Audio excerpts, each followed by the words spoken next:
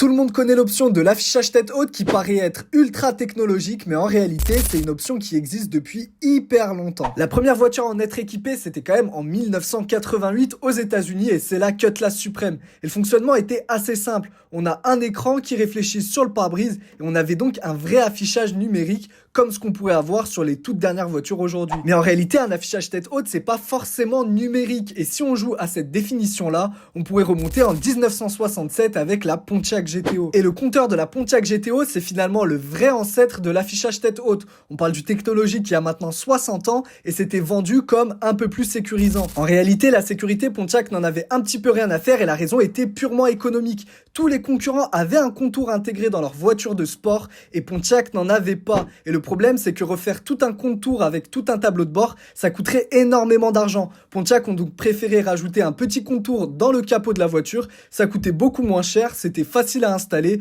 et finalement on pouvait dire que c'était un argument de sécurité.